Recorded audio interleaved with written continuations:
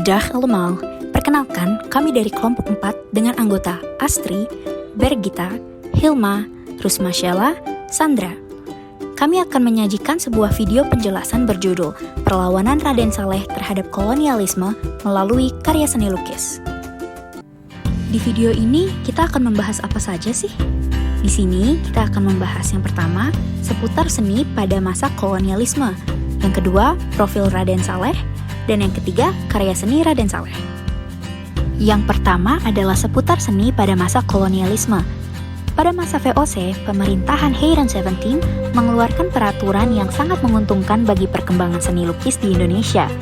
Isi peraturan tersebut yaitu setiap kapal yang melakukan ekspedisi pelayaran ke Indonesia harus menyertakan pelukis-lukis atau tekenaars. Kedatangan bangsa Belanda juga sangat berpengaruh terhadap perkembangan seni lukis Indonesia, terutama dalam hal gaya-gaya lukisan yang dianut pelukis Eropa tersebut, misalnya aliran kubisme, ekspresionisme, surrealisme, atau simbolisme. Pada tahun 1935, di Bandung muncul kelompok pelukis yang dipimpin oleh Affandi dengan nama Kelompok 5. Pada tahun 1937, di Jakarta terbentuk kelompok pelukis yang diberi nama Peragi atau Persatuan Ahli Gambar Indonesia. Pada awal kedatangannya, di Yogyakarta, Affandi mendirikan perkumpulan seniman masyarakat, kemudian berganti nama menjadi Seniman Indonesia Muda. Pada waktu berikutnya, Affandi bersama Hendra Gunawan mendirikan Sanggar Pelukis Rakyat. Setelah mengetahui sekilas tentang seni pada masa kolonialisme, yuk kita bahas seorang pelukis terkenal dari Indonesia, yaitu Raden Saleh.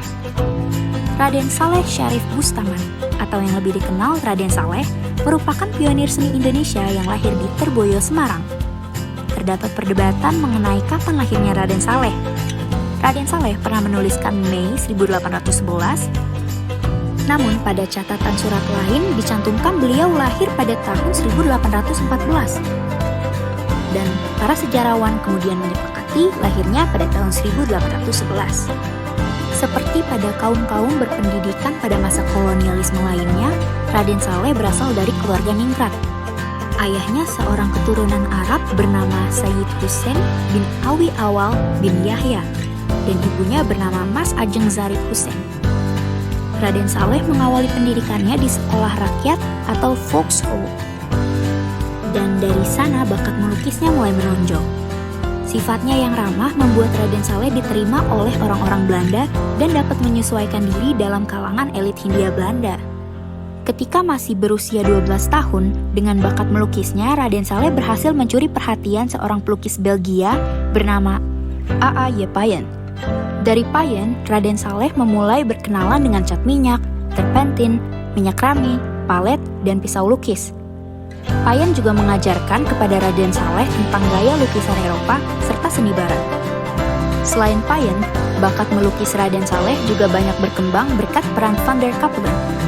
Berkat Van der Capellen, Raden Saleh mendapatkan kesempatan untuk menimba ilmu di Eropa. Raden Saleh berlayar ke Belanda pada 1829. Ia memilih menetap lebih lama di Eropa untuk belajar berhitung, bahasa Belanda, dan litografi.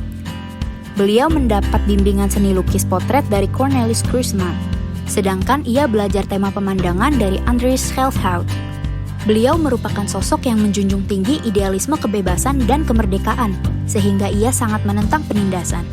Atas pemikirannya tersebut, ia melukis lukisan penangkapan Pangeran Diponegoro oleh pemerintah kolonial Belanda yang menggambarkan peristiwa pengkhianatan pihak Belanda kepada Pangeran Diponegoro pada tahun 1830. Lukisan ini selesai pada tahun 1857. Tahu nggak sih teman-teman, dalam mengekspresikan pemikirannya ke dalam lukisan, Raden Saleh menggunakan aliran romantisme loh.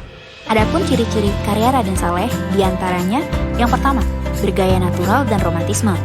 Yang kedua, kuat dalam melukis potret dan binatang. Yang ketiga, dipengaruhi oleh romantisme Eropa, terutama oleh Delacroix. Dan yang terakhir, pengamatan yang sangat baik pada binatang dan alam. Terdapat banyak sekali karya yang dihasilkan oleh Raden Saleh. Nah, di sini kita akan membahas 3 dari sekian lukisannya yang populer. Yang pertama adalah lukisan yang berjudul Penangkapan Pangeran Diponegoro. Pasti teman-teman sudah banyak yang mengenal lukisan ini karena memang sangat populer. Lukisan ini selesai dibuat pada tahun 1857 dengan media cat minyak di atas kanvas. Lukisan ini sangat mirip dengan salah satu karya seorang seniman berdarah Belgia, yaitu Nicolaas Pieneman, yang berjudul De Onderwerping van Diponegoro aan Luitenant-Generaal Hendrik Marcus Baron de Kock, 28 Maart 1830. Menurut Carey, dalam kedua lukisan tersebut dapat ditemukan beberapa kesamaan, namun memang dibuat secara berbeda. Perbedaan terbesar dalam kedua lukisan tersebut ada pada sudut pandangnya. Dalam lukisan kedua seniman itu, Diponegoro berdiri di sebelah de Kock di tangga sebuah rumah kolonial, dikelilingi oleh perwira Belanda dan orang Jawa yang dilucuti. Namun Saleh mengisi karyanya dengan suasana kesedihan, menggambarkan Diponegoro dan de Kock sejajar dengan latar fajar hari baru, sehingga mengisyaratkan menurut para kritikus pembebasan masa depan Jawa dari kolonialisme. Beberapa perbedaan penting antara lukisan Raden Saleh dan Pieneman.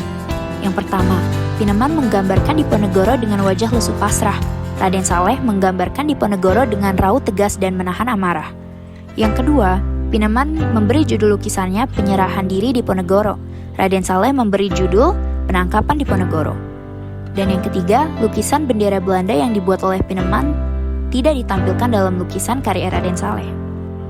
Lukisan selanjutnya berjudul Wild Bull Hunt atau La Société Sauvage yang dibuat pada tahun 1855 dengan media cat minyak di atas kanvas.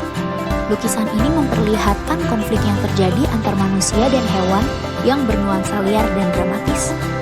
Lukisan ini dinilai unik karena Raden Saleh melibatkan self-portrait. Dalam lukisan tersebut, Raden Saleh melukiskan dirinya sendiri sedang menunggangi kuda coklat yang gagah. Lukisan ketiga berjudul Perkelahian dengan Singa yang selesai dilukis pada tahun 1870 dengan media cat minyak di atas kanvas.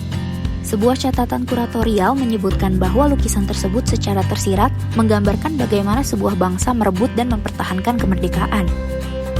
Saat menetap di Den Haag, Raden Saleh berkesempatan mempelajari banyak binatang buas, terutama singa milik pahlawan hewan terkenal Pierre Henry Martin. Sadar akan kelemahan melukis tema sejarah sebagai tradisi Eropa dan lebih unggul menggarap emosi, Raden Saleh memilih tema perburuan. Dan mulai 1842 mengeksplorasikan komposisi baru, seekor kuda dengan penunggang di punggungnya yang diterkam singa. Diilhami lukisan Horace Vernet. Nah, dari ketiga lukisan yang telah dijelaskan tersebut, kita jadi tahu bahwa dalam karya seninya Raden Saleh banyak mengangkat tema kebebasan dan kemerdekaan dari kolonialisme.